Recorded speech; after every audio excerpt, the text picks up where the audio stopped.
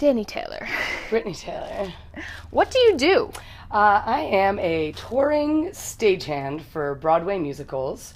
So I travel around mostly North America and occasionally other countries with a Broadway musical, and I work on the crew. I'm a carpenter, and so I travel around the country with a group of people and a couple of semi-tractor trailer trucks and sometimes a couple buses, and we set up the show in every city we go to, and then we perform the show, and then we take it apart and move on to the next city. It's so cool. I never get over hearing that. And how long have you been doing that for? I started doing this in 2002, so I've taken a little bit of time off, but mainly since 2002 I've been on the road. So cool. And so you basically travel as a minimalist now. What do you travel with? So now I've gotten it down to basically I travel with one large backpack, but it doesn't have wheels. It's not a suitcase. I can carry it. It is the size of a carry-on suitcase. That carries all of my everything, day-to-day things. I have a little backpack that can fit inside there. That's like my computer bag. And then I also have a snowboard bag because I'm an avid snowboarder. And in my snowboard bag, I also store my winter clothes when it's off season, along with a couple of other work things like a hard hat and some tools if I'm not using them. Cool. And so you travel full time, but what does that mean exactly? Like how many days of the year are you working, and of that time, how much are you traveling? So I would say work-wise, it really depends on the contract because every job is a new contract, but I spend like anywhere from 6 to 9 months on a contract, or sometimes 2 years straight without a break. During the contract, sometimes there's a layoff or two and you get to go home. I don't have a home, so I would say I probably spend like anywhere from 20 to 40 days a year in Rhode Island with our family, which is what I call home, staying with different family members. But also when I'm not working, I tend to do a lot of trips like overseas and go backpacking and stay in hostels and stuff. So right on. Okay, and so you mentioned that you don't have a home, and so it sounds like there are people on tour that you tour with that do have homes. So what does that look like? So a lot of people that I travel with do have homes either in New York City, because that's where a lot of performers live, or anywhere else in the country. Touring is a really great way to make good money, and so it's easy to buy a house when you come off the road or to pay for stuff when you're back home. So a lot of people have homes and cars and all of that stuff, but I've chosen not to, so that I can save all of my extra money and use it to travel or for later. So you mentioned that touring is like a good way to save money. I mean, besides it paying well or, depending on your position, what about it makes it easier to save money on tour? So what's really great about tour is that the company pays for your housing, and we stay in hotels, like pretty nice hotels, Marriott's, Hilton's, Crown Plazas, sometimes extended stay type places. And also you get a per diem for your food. So basically all of your expenses on the road are covered. And I've actually really discovered that the per diem is pretty much enough to do all of your basic living and pay for my bills, which really is just a cell phone bill. And then, so everything is paid for on the road, and as long you are eating out, but you are getting money to eat out. So you are paying a little bit more for food and stuff like that, but it kind of evens out. That's so cool. Yeah. That's so cool. So what are your expenses right now? You said you just have a cell phone. Is that it? I have a cell phone bill. I also keep a motorcycle back home, and so I do have a motorcycle insurance, but it's under $100 a year. Super, super inexpensive and worth keeping around for the couple months a year that I can ride it. Yeah. A couple weeks, days that I'm home. Nice. And you've also, for transportation-wise, you've also had a bicycle at different points. Do you have that right now? I do have a bicycle right now. Yep, that's actually back at our sister Lindsay's house. Nice. That I usually tour with, which is awesome. We can put it on the trucks with all of our gear, and then when we're in a new city, it's a great way to ride to the grocery store or go check out a park or just go out and be a little more mobile and independent, because we rely a lot on transportation with the company and public transportation and stuff like that to get around. Yeah. Cool. Okay, so 2 things I just thought of. I wanted to ask you this up front, and I'm sure there's an obvious answer, but do you like what you do? I love what I do. I think that I have a really cool job. I feel really grateful to have found a way to make a living doing something that I absolutely love. I love the energy of live theater. I love traveling the country. I interact with a local crew in every city that we go to. We work with a local crew that's part of the same union that I'm part of, IATSE. And I love the interaction with different people. I love going back to the same cities. I like going to new cities. I like that I have friends all over the country, and I get to see my friends and family all over the country all the time. I love that. I think it's such an important thing to stress. I feel like we're all really unique and different. We have different passions, but I feel like if you pursue what you're passionate about, you can really make a life out of it, no matter what that is. Yeah. And Dani, you started doing tech theater when you were like 14? Yeah, 14, freshman year of high school. So. And you fell in love. Yeah. And there's so many people I think that could say like, oh, well, I could never make a life out of that. I could never be thriving. I could never travel full time. Like, but I think you can do anything that you're passionate about. Yeah, and it definitely depends. Traveling full time is not for everyone. A lot of people that tour do it for 2 or 3 years and then take a break or stop. And I have taken a couple of long breaks in there, but I love it. When you're traveling, where do you live? So I live mainly in hotels. The company puts us up in hotels, and it's really nice. I mean, I never have to clean a toilet, never have to make my own bed or clean my trash. And then sometimes, depending on the type of tour, on some tours you're in a city for a week or longer, always, and so we always stay in hotels. On some tours, like the one I'm on right now, sometimes we're only in a city for a day, and sometimes we're in 5 cities in 5 days. And in that case, the crew travels overnight on a sleeper tour bus. And that is a bus that has a couple of lounges, a kitchen, a bathroom, and bunk beds to sleep in, basically like bunks, like on a ship. And in that case, we sleep on the bus overnight, and then we set up the next morning. We do our show, take the show down, get back on the bus, sleep while our bus driver drives us to the next city, and do it all over again. Wow. How do you like living on a tour bus? I mean, I really like it. It's not something that's great to do for too many nights in a row, especially since there's 11 of us living on this bus, so it gets really crowded, gets kind of smelly sometimes. But overall, it's really fun. I mean, it's so nice to get in your cozy little bunk and sleep while the bus is driving and kind of moving down the road. It's really relaxing. It's kind of like being in a hammock. Some people do struggle with motion sickness, but I don't, and I think it's really great sleep. The tour bus also has satellite TV, internet, PlayStation, DVD players. You have internet on the bus? Yeah, internet. Oh, sweet. I know. We didn't when I first started touring, but now we get that. Yeah, so it doesn't always work, but I mean, a lot of times we can stream movies on the internet, which is crazy. So that's awesome. Yeah. You are quite the minimalist now. You have been for quite a few years, but that wasn't always the case. When you started touring, what did you have with you? Man, a lot of stuff. I've gone through so many different phases of the amount of stuff I've toured with, but generally, I would say for like the first 7 years I toured, I had one large carry-on suitcase. When I first started touring, the weight restrictions was 70 pounds on tour, not 50 pounds, so you could carry a lot more. So I had a big suitcase that probably you and I could fit in together. And then I had a smaller carry-on size suitcase, and then I had a big backpack that was like one of the big computer backpacks. And yeah, that was it. And so, you know, sometimes I'd have another bag too, so I would check 2 bags and carry 2 bags on. The company usually pays to travel with 2 bags. But that's such a hassle, like going in the elevators and getting in and out of your hotel room, and 2 big rolling bags, and then you've got the 2 bags on the plane. And I just slowly but surely started to downsize because I just couldn't handle it, and I hated waiting in line for the elevator when the entire company shows up to a hotel at the same time. You know, there's a lot of people that all need to get one place, and everyone has that amount of luggage because that's the standard amount of luggage that people tour with, sometimes also a guitar or something like that. So I downsized to 1 bag and had 1 carry-on size bag, and it was wonderful and great, and I loved it. And then I just one day had to walk to my hotel, and it was icy and snowy, and there were puddles, and there was slush, and dragging my bag through it was like so horrible. And I just like had a little breakdown, and I went home and I went online and I bought the bag I have now without wheels, and I've never had to deal with wheels again, and I'm hands-free when I travel, can carry something in one hand and the other, and yeah, I'll never go back. Another thing people are always really interesting to know is how do you stay healthy on the road? Like, how do you eat healthfully and sort of find ways to move your body?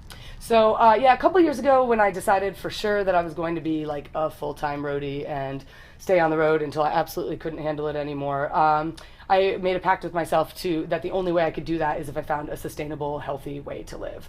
Because it's really easy to get wrapped up into partying every night and staying up late and not sleeping enough and just eating crap at the hotels, or you go to a bar late at night and all they have available is fried bar food. And I already was like a pretty healthy eater, but realized that I needed to kind of step it up a little bit. And so I do a couple of different things. I mean, I find ways to do movement wherever I can. I do 100 squats a day, and I usually do those, backstage sometime when I'm not working at work to warm up if it's chilly back there or whatever.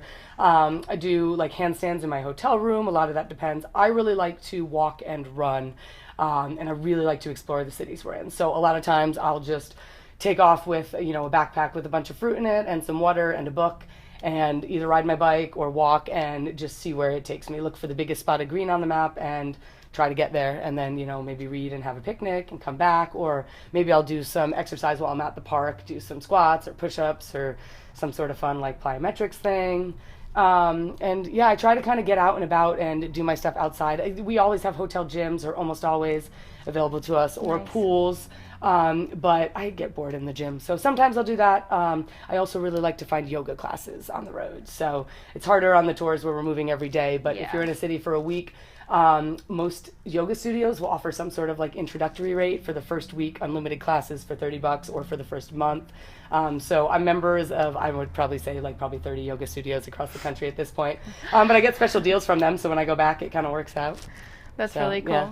And I love how like you're finding ways to fit in your fitness like backstage sometimes, Yeah. and just like last night we were hanging out with a bunch of people, and people are like drinking and doing their own thing, but we're also doing like acro yoga and Dance parties. Dance I really love to parties. dance, and I have a lot of friends that like to dance, so sometimes we'll just put on music in the hotel room when there's no place cool to hang out, and just have a dance party. Yeah. Yeah, which is really fun. Yeah, there was also a tornado warning here last night, Yeah. and while we were trapped in a stairwell, we decided to have a dance party and, And do a some fashion show. fashion show and some squats and Yeah. handstands. So Yeah, so there's always ways, I feel like, to get yeah. it in. Yeah, absolutely. And then as far as food goes, I try to find grocery stores. It's a lot easier when you have a bike because you have a further range. But a lot of hotels have shuttles, and sometimes we have rental cars in the cities. And yeah, I keep a lot of fruit in my room because it doesn't have to be refrigerated. So even if we don't have a refrigerator, it's super easy to cut up. I travel with a knife.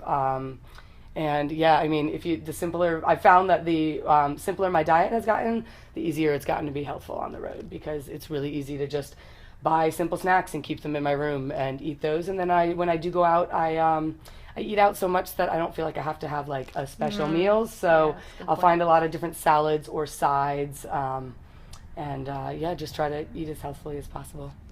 And I don't feel like I always do a wonderful job of it, but I will say that compared to most of the people on the road, I do a pretty damn good job of it. So, Yeah, I feel like in Yeah. seeing you over time, like your Yeah. consistency over time is Yeah. impressive. Yeah.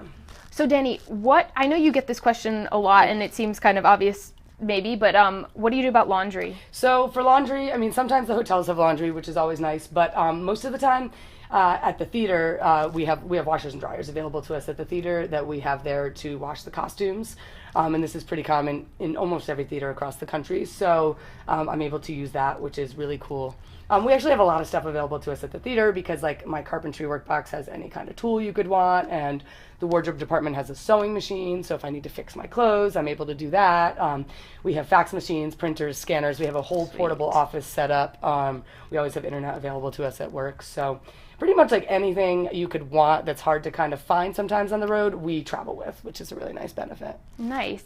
Yeah. And what do you do about mail, like snail mail? Yeah, so there's a couple options. Our company has a mailing address that you can have your mail sent to, and then it gets sent to our home office in New York, and it gets sent out to us on the road. But I switch companies a lot, and I don't want to really kind of deal with that. So sometimes I'll have like a card sent to me like that. But mainly, actually, I use our sister, Lindsay, She's amazing. who is amazing, who actually does this for both of us. Thank you, Lindsay. Thank you, Lindsay. We love you.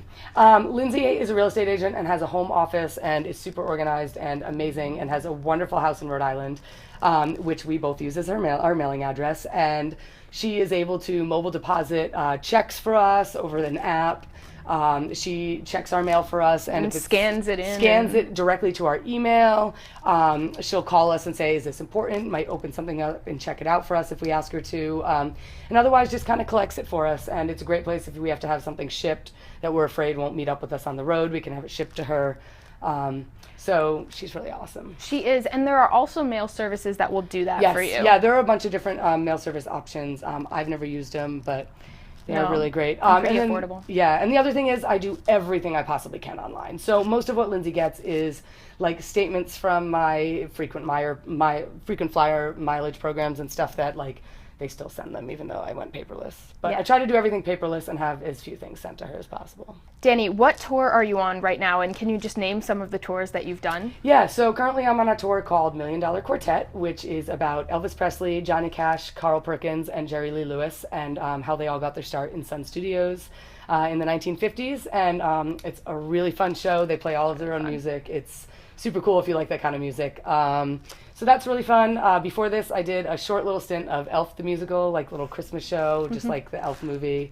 Some of the others I've done, way back when I started, I did Cinderella, I did Rent when that was really popular about 12 years ago. I did the Full Monty for a couple of years. Swan Lake. Swan Lake. I did Matthew Bourne's Swan Lake, which is an all-male swan company. I did a show called Cirque Dreams Illuminations, which is kind of like a Cirque du Soleil type thing. I did Blue Man Group for a couple of years, which was really fun. That was a really good one.